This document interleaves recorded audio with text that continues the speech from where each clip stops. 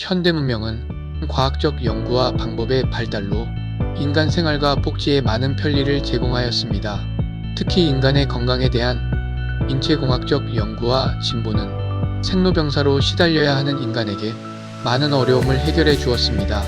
기술의 진보가 인간 복지에 좋은 영향을 주었지만 기술의 효율성이 모든 가치 척도의 기준으로 자리 잡아 나갈 경우 인간 존엄성의 훼손 문제는 심각해집니다. 인간은 현세적 측면에서 측량할 수 없는 가치와 존귀함을 지니고 있습니다. 즉, 인간 생명은 하느님의 생명을 나누어 받은 충만성을 지니기 때문에 다른 무엇과도 대치될 수 없는 절대성을 지니고 있기 때문입니다. 그래서 다른 모든 가치의 목적이 될 수 있습니다. 그래서 인간 생명의 존엄성은 과학과 기술의 연구 방법과 발달 과정에서 목적으로서 가장 중요합니다.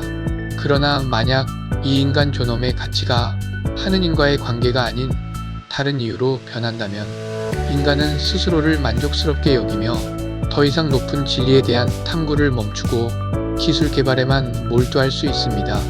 아무리 발전한 기술이라도 그것이 사용되는 하느님과의 관계에서 발견된 목적을 잃으면 인간은 언제든지 수단화될 수 있습니다. 생명체가 생명을 유지하기 위해 외부 환경 자극에서 자기 개체 질서를 유지하고 지키려는 힘, 즉 생체 항상성의 문제는 목적의 의미를 기억시켜주는 좋은 생명 현상입니다.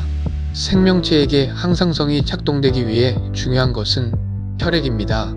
그래서 혈액의 이동 통로인 혈관엘의 탄력성은 아주 중요한 목적 수행을 위해 지닌 기능입니다. 혈관의 수축과 이완은 외부 자극의 목적을 갖고 나오는 반응입니다. 그것은 오로지 생명을 보호하고 유지하려는 한 가지 목적으로 진행됩니다. 예를 들어 식사 후 위가 운동을 하려면 에너지가 더 필요한데 이때 에너지는 혈액입니다. 소화작용을 할 때 위는 평소보다 더 많은 힘이 필요하기에 몸은 혈액을 위장으로 가는 혈관을 이용해서 혈액이 모이게 합니다. 혈액의 양이 많이 필요하니까 혈액이 가는 통로는 당연히 이완되어 커질 수밖에 없습니다. 혈관의 탄력성은 혈액이 목적을 수행하기 위해 작용하는 항상성입니다. 혈관은 수축이나 이완이라는 반응으로 형태가 변하지만 목적된 일이 끝나면 자기 본래의 형태로 돌아가서 또 다른 목적을 위해 탄력성을 갖고 대기합니다. 혈관이 탄력적으로 수축, 이완하는 현상은 생명을 지키기 위해 분명한 목적성을 지닌 반응입니다.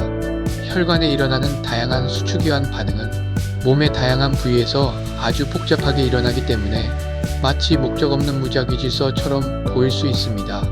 그래도 그 다양함에 숨어있는 목적은 오로지 생명을 지키고 보호하기 위함입니다. 이런 생체 현상을 그리스도교적 인간학의 관점에서 다시 정리해 봅니다. 인간이 환경과 다양한 스트레스를 받아도 결국 적응하고 살아갈 수 있게 해주는 그 힘은 어디로부터 오는 것일까요? 그 힘은 어떤 목적 때문에 인간의 생명을 유지시켜주고 돌보고 있을까요? 그리스도교는 이 주제를 인간이 하느님의 모상성에서 출발한다는 성서적 가르침을 근거로 설명합니다. 철학자 막스 셀러나 베르그송 같은 인간학 연구가들은 생명은 명칭적이며 직관에 의해 이해될 수 있을 뿐이라고 말하고 있습니다.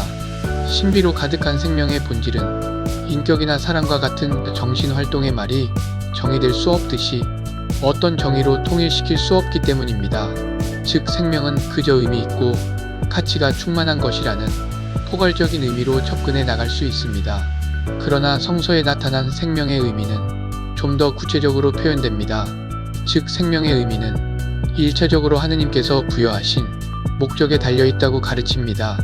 성서는 과학으로 정의 내릴 수 없는 생명에 대한 의미는 창조주 하느님으로부터 비롯된 목적 안에 있다는 것을 전제해야 진정으로 인간을 알 수 있고 보호할 수 있다고 촉구합니다. 인간 생명이 궁극적인 가치에 실제로 규정되는 이유는 하느님과 인간의 관련성 때문에 가능한 것입니다. 인간 아닌 자연계의 다른 생명의 가치는 중궁극적 실제로 설명합니다. 그러나 어떤 생명이라도 생명은 여전히 인간에게 맡겨진 신성한 실제이기에 인간은 자연의 생명을 보존하고 하느님과 이웃 안에서 사랑으로 완성시킬 의무가 있습니다. 인간 생명의 가치가 실현되는 것은 생명이 주어진 이유와 목적을 알아야 가능합니다. 인간의 존재의 목적은 하느님의 모상으로 창조에서 비롯된 인간의 정체성에서 찾아집니다. 세상이 아무리 발전해도 기술력의 가치보다 인간의 존엄성이 밀리면 안 되는 이유는 현세적인 차원을 넘어 충만한 생명으로 불리움받아 하느님의 모상으로 창조된 인간의 정체성 때문입니다. 이것이 인간 존재의 모든 가치 기준이 되어야 합니다.